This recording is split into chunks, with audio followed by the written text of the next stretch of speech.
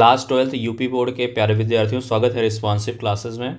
शिक्षा शास्त्र का मॉडल पेपर है जो आपके 2025 एग्ज़ाम के लिए बहुत ही इम्पोर्टेंट है।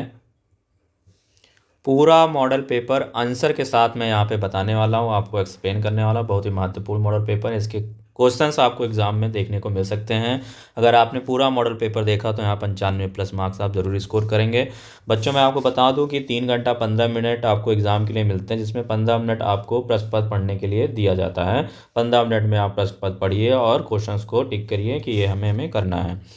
कुछ सामान्य निर्देश देखेंगे कि प्रश्न संख्या 1 है, जिसमें बहुविकल्पीय प्रकार के प्रश्न हैं। प्रश्न संख्या 2 से 6 तक निश्चित उत्तरीय प्रश्न है। प्रश्न संख्या 7 से 12 अति लघु उत्तरीय प्रश्न है, जिनका उत्तर आपको 25 शब्दों में देना है।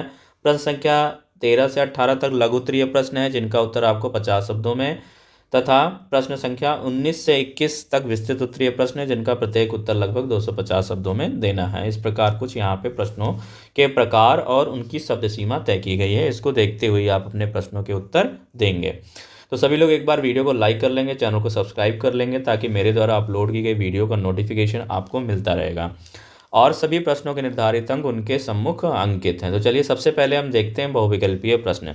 पहला, प्रत्येक प्रश्न खंड में उत्तर के 4 बहुविकल्पीय दिए गए हैं, जिनमें से केवल एक उत्तर सही है। सही उत्तर अपनी उत्तर पुस्तिका में लिखिए, क्वेश्चन को नोट नहीं करना, ये सब आपको बात पता है।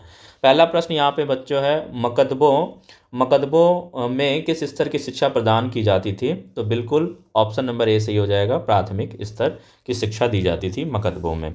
बनारस हिंदू विश्वविद्यालय के संस्थापक कौन थे? तो पंडित मदन मोहन मौलवी बनारस हिंदू विश्वविद्यालय के संस्थापक थे। ग है, भारत में शैक्षिक स्तर के निम्न होने का कारण क्या है? अप्रशिक्षित शिक्षक, विद्यालय में सुविधा का अभाव, उपयुक्त शिक्षण सामग्री का अभाव, इनमें से सभी। तो इस प्रश्न का उत्तर डी सही हो जाएगा, इनमें से सभी। घा है, निम्न में से कौन मानसिक रूप से स्वस्थ लिखित विशेषता नहीं है? तो ऑप्शन नंबर है निश्चित जीवन दर्शन, समायोजन की योग्यता, मानसिक द्वंद्व, आत्मविश्वास। तो ऑप्शन नंबर सी हो जाएगा, मानसिक द्वंद्व। मैकडॉगल के अनुसार मूल प्रवृत्तियों की संख्या कितनी होती है? तो बिल्कुल ऑप्शन नंबर बी सही हो जाएगा, 14 होती हैं। मैकडॉगल के अनुसार मूल प्रवृत्तियों की संख्या 14 होती हैं। फिर यहाँ है निश्चित उत्तरीय प्रश्न। प्रश्न संख्या 2 है, बिस्मिल्लाह रस्म का संबंध किस धर्म से है? तो बिल्कुल इस्लाम धर्म से है। फिर यहाँ पे शिक्षा के अधोमुखी छनाई सिद्धांत का विचार किसने दिया था? तो छनाई का सिद्धांत लॉर्ड मैकाले के द्वारा प्रतिपादित किया गया था। फिर बच्चों यहाँ पे चौथा प्रश्न है, भूकंप की तीव्रता का मापन किस स्केल पर होता है? तो रिएक्टर पैमाने पर होता है, और इसको नापने वाला जो यंत्र होता है, जिसको बोलते हैं सिस्मोग्राफ। पांचवा बच्चों प्रश्न है कि व्यक्तित्व मापन के प्रासंगिक अंतर्बोध परीक्षण का निर्माण किसने किया था? तो हेनरी मरे ने किया था। फिर छठा प्रश्न है कि सर्वप्रथम स्याही धब्बा परीक्षण किसने दिया था? वेरी इंपॉर्टेंट प्रश्न है बच्चों यहाँ पे, स्याही धब्बा परीक्षण किसने किया? तो सर्वप्रथम स्याही धब्बा परीक्षण इंक ब्लॉट टेस्ट बोलते हैं इसको, हरमन रोशार्क द्वारा किया गया था।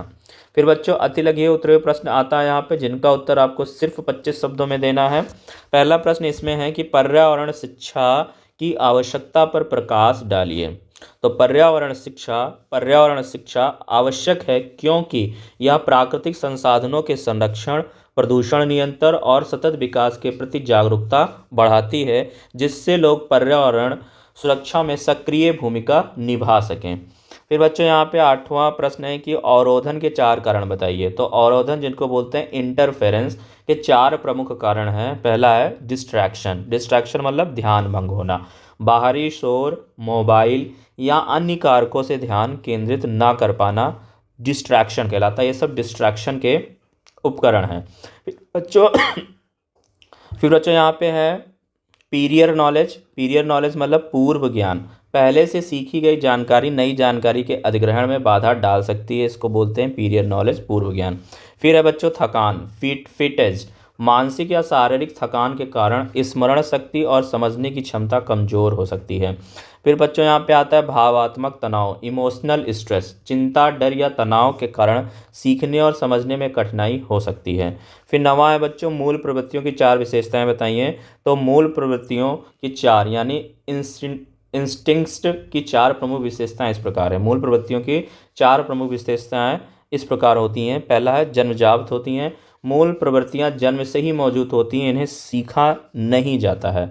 फिर सार्वभौमिक होती हैं। ये सब मूल प्रवृत्ति की विशेषताएं, एक तो जन्मजात होती हैं, सार्वभौमिक होती हैं।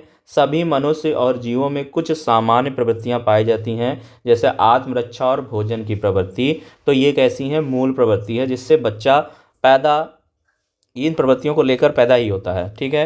स्वतः उत्पन्न होती हैं, ये बिना किसी बाहरी प्रशिक्षण के स्वाभाविक रूप से प्रकट होती हैं। अनुकूलनशील हो सकती हैं। अनुभव और शिक्षा के प्रभाव से मूल प्रवृत्तियों में परिवर्तन या सुधार हो सकता है। फिर बच्चों यहाँ पे आ जाइए, थॉर्नडाइक ने बुद्धि के 3 भाग किए हैं, वह कौन कौन से हैं? तो थॉर्नडाइक ने बुद्धि के 3 भागों में विभाजित किया है। पहला है, बहुत ही वेरी इंपॉर्टेंट प्रश्न है, बुद्धि के सिद्धांत थॉर्नडाइक ने बुद्धि के 3 भागों में बताया है। पहला है सांवेधिक बुद्धि, एब्स्ट्रैक्ट इंटेलिजेंस, विचारों, प्रतीकों और संख्याओं को समझने और तर्क करने की क्षमता, जैसे गणित और भाषा कौशल। फिर है यांत्रिक बुद्धि, जिसको बोलते हैं मैकेनिकल इंटेलिजेंस, मशीनों, उपकरणों और भौतिक वस्तुओं को समझने और उपयोग करने की क्षमता। फिर तीसरा बच्चों आता है सामाजिक बुद्धि, जिसको बोलते हैं सोशल इंटेलिजेंस, लोगों के साथ संवाद, सहयोग और सामाजिक संबंधों को समझने की क्षमता। फिर है निर्देशन क्यों आवश्यक है? तो निर्देशन आवश्यक है क्योंकि यह सही निर्णय लेने, समस्याओं का समाधान करने, आत्मविश्वास को बढ़ावा देने और समाज में समायोजन में मदद करता है। फिर 12वां है छात्रों को दिए जाने वाले सामाजिक दंड का अर्थ लिखिए। तो छात्रों को दिए जाने वाले सामाजिक दंड का अर्थ है उन पर सामाजिक दबाव डालकर या समूह के माध्यम से अनुशासन सिखाना, ताकि वे गलत व्यवहार से बचें। फिर लघु उत्तरीय प्रश्न पे आ जाइए, जिसका उत्तर आपको 50 शब्दों में देना है। गुरुकुल प्रथा से आप क्या समझते हैं? तो गुरुकुल प्रथा एक प्राचीन भारतीय शिक्षा पद्धति थी, जिसमें शिक्षक, गुरु और छात्र, शिष्य एक साथ रहते थे। इस प्रणाली में शिक्षा प्राकृतिक वातावरण में दी जाती थी और छात्र गुरु से व्यक्तिगत मार्गदर्शन प्राप्त करते थे। यह धार्मिक, सामाजिक और नैतिक शिक्षा का मुख्य माध्यम थी। फिर 14वां प्रश्न आता है बच्चों, शिक्षा के क्षेत्र में दंड से हानियां बताइए। तो शिक्षा के क्षेत्र में दंड से हानियां हो सकती हैं, जैसे कि छात्र का आत्मविश्वास कम होना, डर या तनाव की स्थिति बनना, मानसिक स्वास्थ्य पर प्रभाव और नकारात्मक व्यवहार की उत्पत्ति। इसके अलावा दंड से छात्रों में विद्रोह या विद्रोही मानसिकता भी विकसित हो सकती है। 15वां प्रश्न है बच्चों, मालवीय जी के अनुसार उत्तम शिक्षा के लिए किन शिक्षण विधियों को अपनाया जाना चाहिए?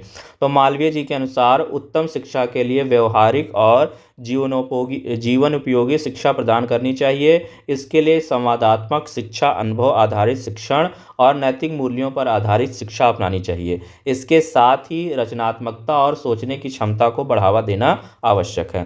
फिर 16वां है निर्देशन और परामर्श में अंतर स्पष्ट कीजिए। तो निर्देशन और परामर्श में अंतर यह है कि निर्देशन में एक व्यक्ति दूसरे को विशिष्ट मार्गदर्शन या आदेश देता है, जबकि परामर्श में एक विशेषज्ञ व्यक्ति को सुझाव देता है ताकि वह अपनी समस्याओं का समाधान स्वयं ढूंढ सके। निर्देशन एक तरफा होता है, जबकि परामर्श संवादात्मक होता है। 17वां शिक्षा में बुद्धि परीक्षणों की उपयोगिता पर प्रकाश डालिए। तो शिक्षा में बच्चों बुद्धि परीक्षाएं छात्रों को मानसिक क्षमता, सोचने की क्षमता और ज्ञान की गहराई को मापने में सहायक होती हैं। ये परीक्षाएं छात्रों की कमजोरियों और शक्तियों को पहचानने में मदद करती हैं, जिससे शिक्षकों को व्यक्तिगत मार्गदर्शन और उपयुक्त शिक्षण विधियां अपनाने का अवसर मिलता है। फिर 18वां प्रश्न है बुद्धि और ज्ञान में अंतर बताइए। तो बच्चों बुद्धि व्यक्ति को सोचने, समस्याओं का समाधान करने और नई जानकारी को समझने की क्षमता है, जो जन्मजात होती है। ज्ञान इसके विपरीत व्यक्ति की अर्जित जानकारी है। ज्ञान क्या है? व्यक्ति की अर्जित जानकारी है, जो अनुभव, शिक्षा और अध्ययन से प्राप्त होती है। इसलिए बुद्धि प्राकृतिक क्षमता है, जबकि ज्ञान अनुभव जनित होता है। बिल्कुल, बहुत इंपॉर्टेंट था यह, बुद्धि और ज्ञान में अंतर, वेरी इंपॉर्टेंट। फिर बच्चों अगला प्रश्न है विस्तृत उत्तरीय प्रश्न, जिनका उत्तर आपको 250 शब्दों में देना है। 19वां प्रश्न है मध्यकालीन शिक्षा के गुण दोष की विवेचना कीजिए। मध्यकालीन शिक्षा के गुण और दोष क्या हैं? तो मध्यकालीन शिक्षा के गुण देखेंगे, यहाँ पे उत्तर डालेंगे मध्यकालीन शिक्षा के गुण। तो पहला गुण यही है कि धार्मिक एवं नैतिक शिक्षा। शिक्षा का मुख्य उद्देश्य नैतिक मूल्यों और धार्मिक आस्थाओं को मजबूत करना था। गुरुकुल, मदरसे और मठों में नैतिकता और अनुशासन पर बल दिया जाता था। गुरु शिष्य परंपरा, तो व्यक्तिगत ध्यान और आत्मिक विकास पर जोर दिया जाता था, जिससे छात्र नैतिक और व्यवहारिक ज्ञान प्राप्त कर सकते थे। फिर बच्चों आता है तीसरा हस्तकला और व्यावसायिक शिक्षा। कई क्षेत्रों में तकनीकी और व्यावसायिक शिक्षा को बढ़ावा दिया गया, जिससे शिल्पकारों और कारीगरों का विकास हुआ। चौथा है साहित्य और दर्शन का विकास। इस काल में संस्कृत, अरबी, फारसी और अन्य भाषाओं के साहित्य और दर्शन का समृद्ध विकास हुआ। मध्यकालीन शिक्षा के दोष क्या थे बच्चों? तो पहला दोष है रूढ़िवादिता और संकीर्णता। शिक्षा का मुख्य उद्देश्य धर्म का प्रचार करना था, जिससे वैज्ञानिक और तार्किक सोच पर कम जोर दिया गया। स्त्रियों और निम्न वर्ग की उपेक्षा। शिक्षा केवल उच्च वर्ग तक सीमित थी, महिलाओं और निम्न जातियों को इससे वंचित रखा गया। फिर तीसरा है बच्चों व्यवहारिक ज्ञान का अभाव। शिक्षा में ज़्यादातर धार्मिक और सैद्धांतिक विषयों का महत्व दिया गया, जिससे विज्ञान और प्रौद्योगिकी में प्रगति धीमी रही। फिर चौथा है अनुपलब्धता और संकीर्ण पाठ्यक्रम। शिक्षा केवल कुछ गिने चुने वर्गों को ही उपलब्ध थी और इसमें व्यवहारिक और वैज्ञानिक विषयों की कमी थी। फिर अथवा में आएंगे बच्चों। अथवा में पूछा गया है पर्यावरण शिक्षा वर्तमान समय की एक महत्तम आवश्यकता है। इसको आप स्पष्ट कीजिए या इस पे आपको एक निबंध या लेख लिखना है, 10 नंबर का है। सीखना क्या है, बहुत वेरी इंपॉर्टेंट प्रश्न है, इसको तैयार करेंगे। सीखना क्या है? थार्नडाइक के अनुसार सीखने के मुख्य नियमों का वर्णन कीजिए। तो सीखना क्या है बच्चों? सीखना एक सतत प्रक्रिया है जिसके द्वारा व्यक्ति अनुभव, अभ्यास और अध्ययन के माध्यम से नए ज्ञान, कौशल, दृष्टिकोण और व्यवहार अर्जित करता है। यह केवल सूचनाओं को याद रखना नहीं, बल्कि अनुभवों के आधार पर नए उत्तरदायित्वों को समझना और अपनाना है। थार्नडाइक के अनुसार सीखने के मुख्य नियम क्या क्या हैं भाई? तो एडवर्ड यल थार्नडाइक एक प्रसिद्ध शिक्षा शास्त्री थे, जिन्होंने सीखने के संयोगवाद सिद्धांत को प्रस्तुत किया। उन्होंने सीखने के 3 मुख्य नियम दिए। पहला है अभ्यास का नियम, लॉ ऑफ एक्सरसाइज। किसी क्रिया या प्रतिक्रिया को जितना अधिक दोहराया जाता है वह उतनी ही मजबूत होती है। लगातार अभ्यास से सीखने की प्रक्रिया को मजबूती मिलती है, जबकि अभ्यास न करने से सीखना कमजोर हो जाता है।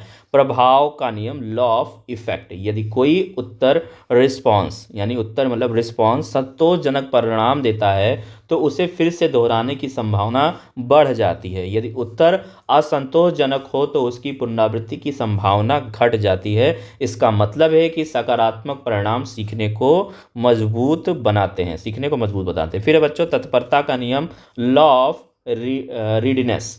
जब व्यक्ति मानसिक और शारीरिक रूप से सीखने के लिए तैयार होता है तो सीखने की प्रक्रिया अधिक प्रभावी होती है। यदि व्यक्ति तैयार ना हो तो सीखने में रुचि नहीं होती है और बाधा अनुभव करता है।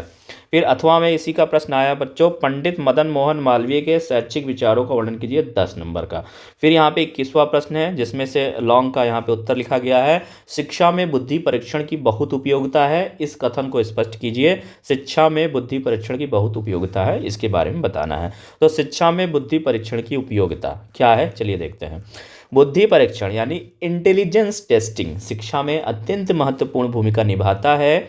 यह परीक्षण छात्रों की बौद्धिक क्षमताओं, सीखने की क्षमता और तर्क शक्ति का मूल्यांकन करने में सहायक होता है। शिक्षा प्रणाली में इसकी उपयोगिता निम्नलिखित रूपों में देखी जा सकती है। पहला है छात्रों की क्षमताओं का आकलन। बुद्धि परीक्षण से यह समझने में मदद मिलती है कि छात्र की मानसिक क्षमता कितनी है और वह किस स्तर पर सीख सकता है। इससे व्यक्तिगत शिक्षण विधियों को अनुकूलित किया जा सकता है। फिर बच्चा है शिक्षा आयोजन में सहायक। शिक्षकों को यह निर्णय लेने में सहायता मिलती है कि कौन से छात्र तेज गति से सीख सकते हैं और किन्हें विशेष सहायता की आवश्यकता है। विशेष आवश्यकता वाले बच्चों की पहचान। कमजोर बुद्धि स्तर वाले छात्रों को विशेष शिक्षण पद्धतियों की आवश्यकता होती है। यह परीक्षण विशेष शिक्षा की योजना बनाने में मदद करता है। व्यावसायिक मार्गदर्शन। बुद्धि परीक्षण छात्रों की रुचि और क्षमता के अनुसार सही कैरियर विकल्प चुनने में सहायक होता है। फिर 5वां बच्चा प्रतिभाशाली छात्रों की पहचान।